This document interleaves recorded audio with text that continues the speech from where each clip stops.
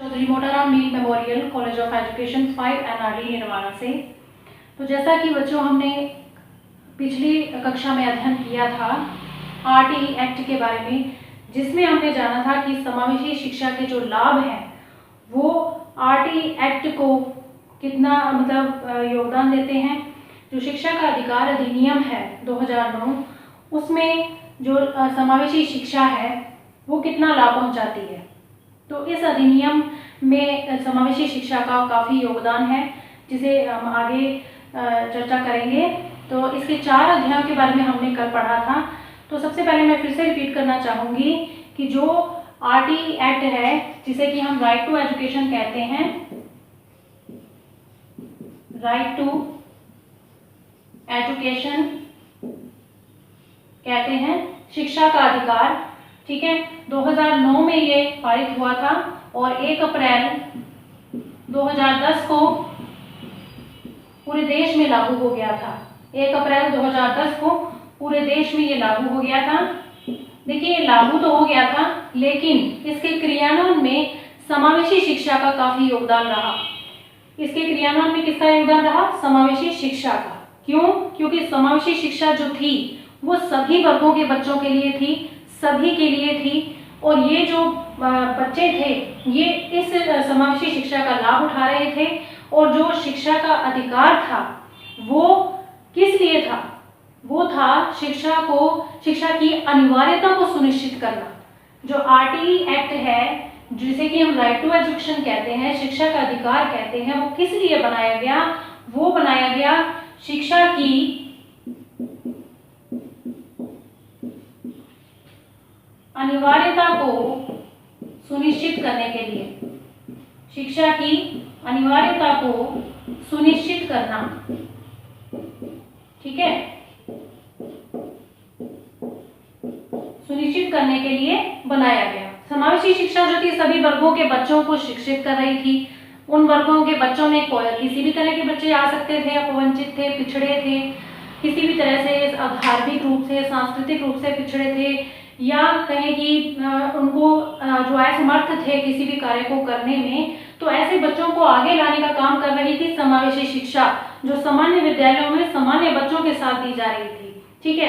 तो उसको जो है उसकी अनिवार्यता को सुनिश्चित करने का काम कौन कर रहा था? RTE एक्ट 2009 कर रहा था, ठीक है। इसमें क्या था कि शिक्षा जो है, प्राथमिक शिक्षा की बात कही गई है, प्राथमिक शिक्षा की बात कही गई इसमें कि प्राथमिक शिक्षा जो है वो तो सबको मिलनी ही चाहिए, उसको तो अनिवार्य बनाया ही जाना चाहिए। इस प्राथमिक शिक्षा से जो है कोई भी बच्चा वंचित न रहे, ठीक है। ये शिक्षा का अधिकार अधिनियम ये बताता है कि सभी वर्ग के बच्चे समावेशी शिक्षा के अंतर्गत शिक्षा तो ले रहे हैं, लेकिन प्राथमिक शिक्षा जो है सबके लिए अनिवार्य होनी चाहिए।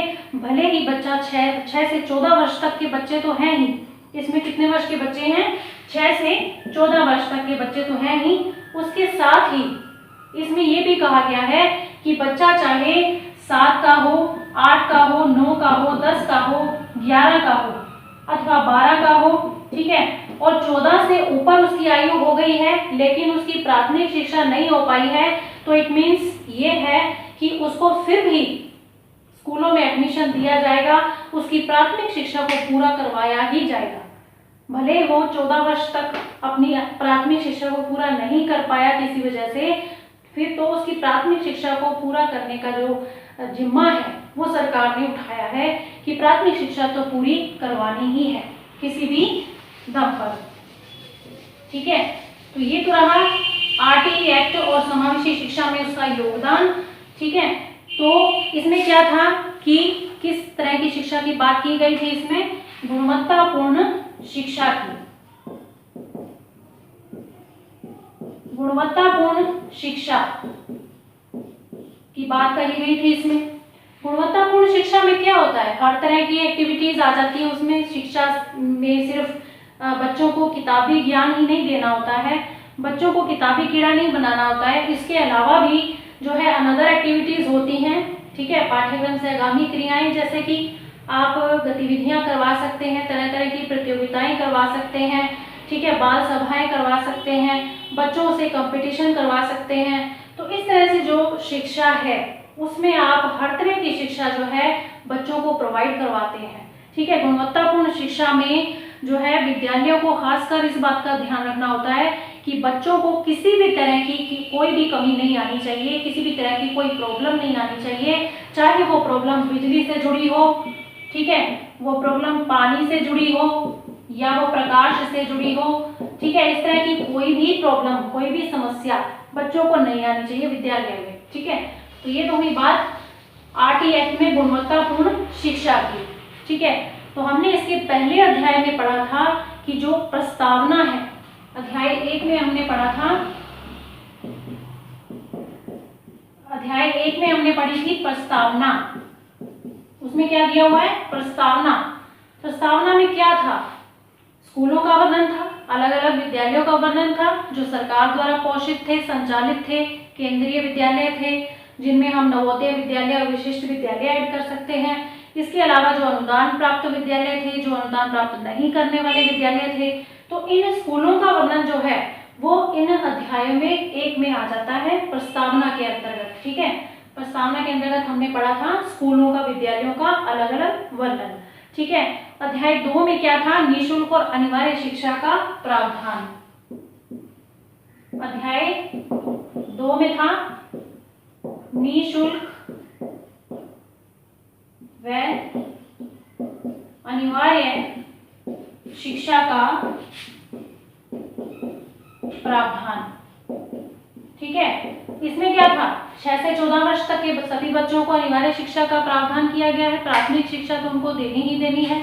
ठीक है, चाहे वो बच्चा 6 से ऊपर है, चाहे वो 14 से कम है, और अगर उसकी 14 से ऊपर होने पर भी उसकी प्राथमिक शिक्षा पूरी नहीं हो पाई है तो भी उसकी शिक्षा को कंप्लीट करवाया जाएगा। ठीक है, और इसमें जो है, जो विद्यालय हैं वो किसी भी तरह से उनके प्रवेश को रोक नहीं सकते। ठीक है, और जो बच्चे हैं और उनको पूरी आयु होने पर या उनका समय पूरा होने पर उनको निष्कासित नहीं किया जा सकता जब तक कि उनकी प्राथमिक शिक्षा पूरी नहीं हो जाती। ठीक है, ये पढ़ा था हमने अध्याय 2 के अंतर्गत निःशुल्क व अनिवार्य शिक्षा का प्रावधान में। अध्याय 3 में हमने पढ़ा था सरकार का उत्तरदायित्व। अध्याय 3 में हमने पढ़ा था सरकार का उत्तरदायित्व।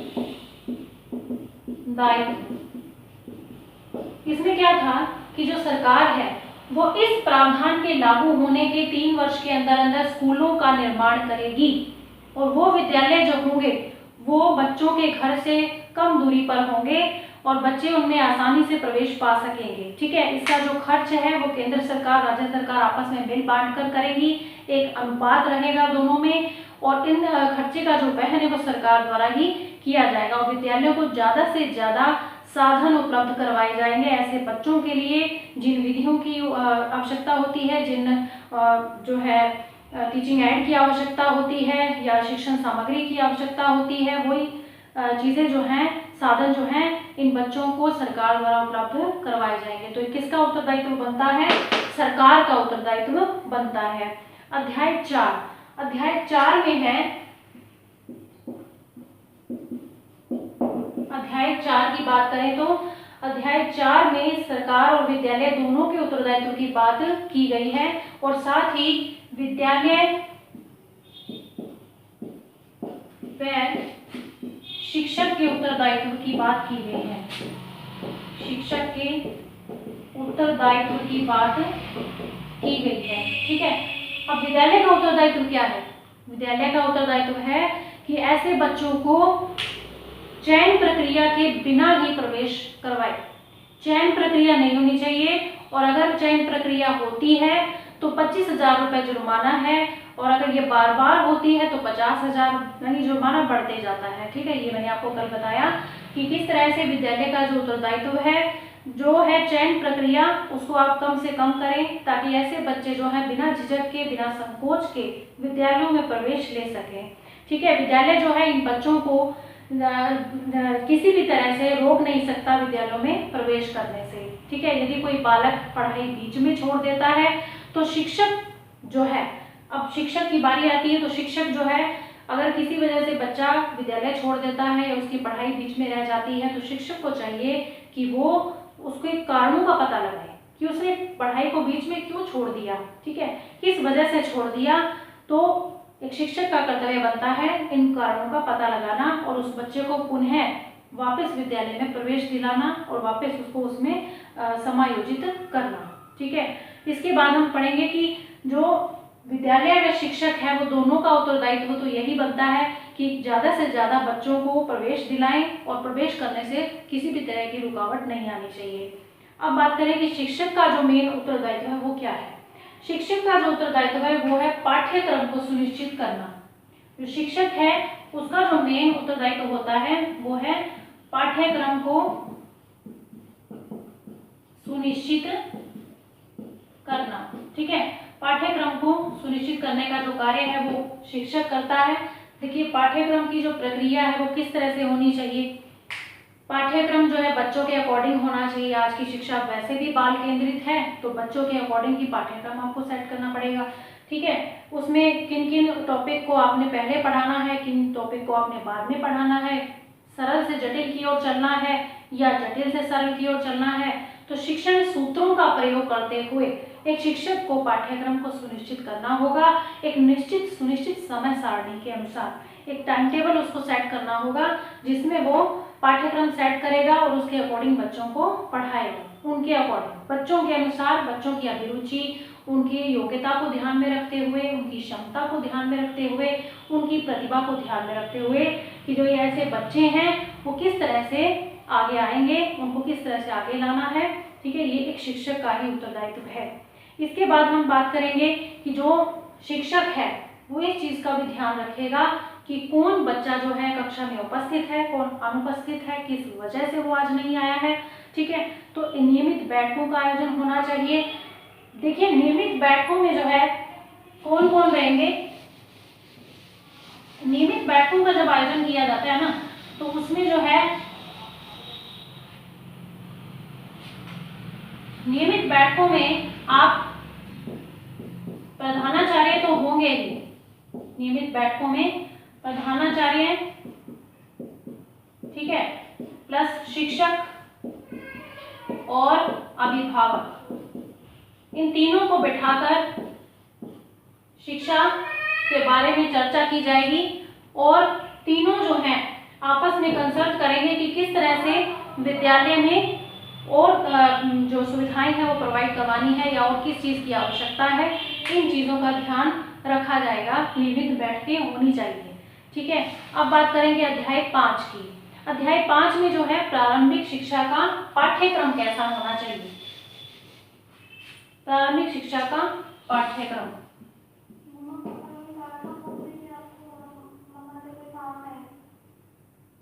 पाठ्यक्रम का आयोजन।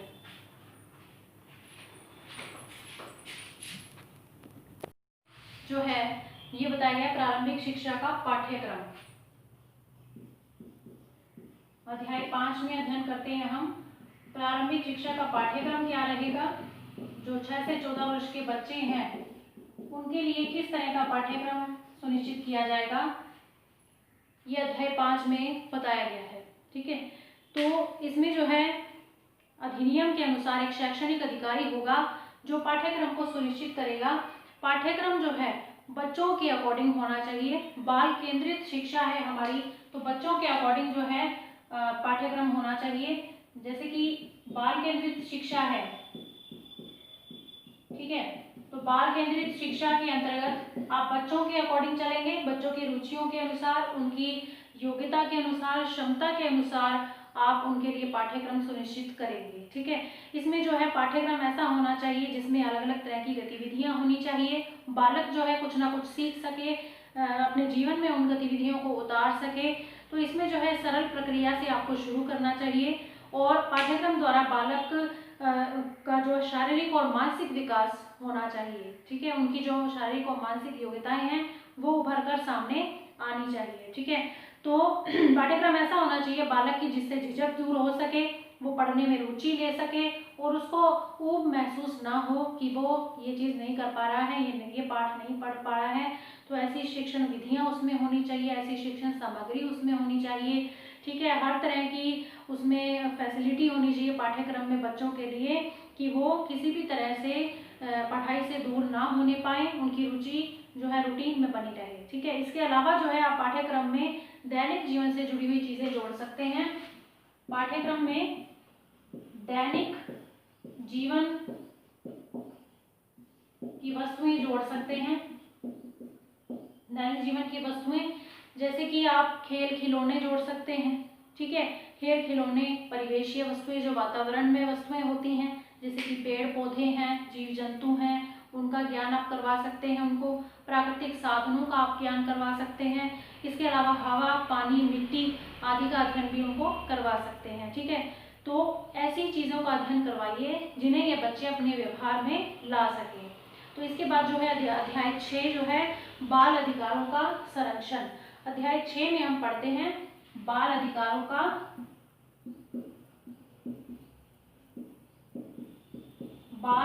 का संरक्षण। अध्याय 6। ठीक है, इसमें क्या है कि जो ये इन अधिकारों के संरक्षण के लिए जो ये एक्ट बनाया गया है, बच्चों के जो एक्ट ये बनाया गया है वो बाल अधिकारों के संरक्षण के लिए ही बनाया गया है, तो उनकी शिक्षा से जुड़ा हुआ है। ठीक है, तो बाल अधिकार संरक्षण अधिनियम 2005 में भी जो प्रावधान है उसमें भी बच्चों के लिए ही जो है अधिकारों को सुनिश्चित किया गया है। ठीक है, इस अधिनियम के अंतर्गत जो भी शिकायत होगी बच्चों की वो उनको लिखित रूप में अपने जो अधिकारी हैं, बड़े उच्च अधिकारी, उनको दे सकते हैं। ठीक है, अगर इस अधिनियम के अंतर्गत प्रदत्त अधिकारों की समीक्षा कर सकेंगे, ठीक है, उन पर प्रभावी क्रियान्वयन लागू कर सकें, मतलब उनको क्रियान्वित कर सकेंगे उन अधिकारों को। ठीक है, तो राष्ट्रीय सलाहकार परिषद का गठन केंद्र सरकार करेगी, जो कि इन अधिनियम से जुड़े हुए जो बाल संरक्षण अधिनियम 2005 है, बाल संरक्षण अधिनियम 2005 जो है उसको सुनिश्चित करने के लिए, उसको लागू करने के लिए प्रभावी ढंग से तो केंद्र सरकार को भी परामर्श देना होगा। तो ये तो रही बात बाल अधिकारों के संरक्षण की। अब बात करते हैं अध्याय 7 की, जिसमें है नियम बनाना। अध्याय 7 जिसमें है नियम बनाना। देखिए, नियम जो है वो विद्यालय ही बनाता है।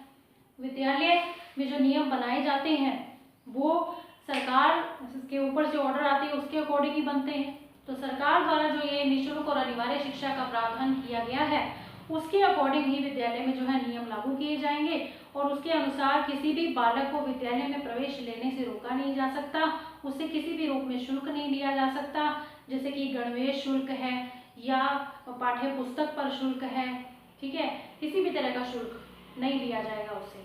ठीक है, तो ये विद्यालय ध्यान रखेंगे इस बात का कि किसी भी प्रकार का किसी भी बच्चे के साथ भेदभाव ना किया जाए। अधिनियम के प्रावधानों के क्रियान्वयन हेतु केंद्र सरकार व राज्य सरकार और स्थानीय प्राधिकारी संबंधित नियम बना सकते हैं, और अतः इन नियमों के पालन में आप जब कार्य करने के लिए जो विद्यालय आगे आते हैं तो वो इस बात का खास ध्यान रखते हैं कि इन नियमों का पालन जो है, जो उसके अंडर में जितने भी अधिकारी हैं, शिक्षक वर्ग हैं, वो नियमों का पालन करें और बच्चों का खासकर ध्यान रखें, उनकी गतिविधियों का ध्यान रखें और शिक्षा को उनके अनुरूप बनाएं।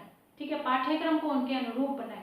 तो ये विद्यालयों को भी इस बात का ध्यान रखना होगा और सरकार का भी उत्तरदायित्व होगा, और शिक्षकों का तो है ही, शिक्षकों का तो प्रथम उत्तरदायित्व है ही, उसके साथ साथ अभिभावकों को भी इस बात का ध्यान रखना होगा कि उनके बच्चों के लिए खासकर जो ये अधिनियम बनाया गया है, जो ये जो है शिक्षा का अधिकार अधिनियम है 2009, ये जो लागू किया गया है ये बच्चों के अधिकारों के लिए ही लागू किया गया है। तो उनको भी इस बात के लिए जागरूक होना चाहिए और अपने बच्चों को भी जागरूक करना चाहिए कि आपको अच्छे से शिक्षा लेनी है और प्राथमिक शिक्षा तो अनिवार्य रूप से लेनी ही है। ठीक है, तो ये सरकार भी इस बात का खास ध्यान रखेगी। तो आज हमने पढ़ा शिक्षा के अधिकार अधिनियम के 7 अध्यायों के बारे में, उसमें अंदर क्या था वो सब आपको क्लियर किया गया, समझाया गया। तो आशा है कि आपको समझ में आ गया होगा। तो हमारी बनाई गई वीडियो को आप अच्छे से सुनिए, समझिए, देखिए और उनको अपना जो PDF आप डाली जाती है आपके लिए, वो उनको अच्छे से आप नोट्स को रीड करिए, अच्छे से पढ़िए। तो stay safe, stay home, stay safe.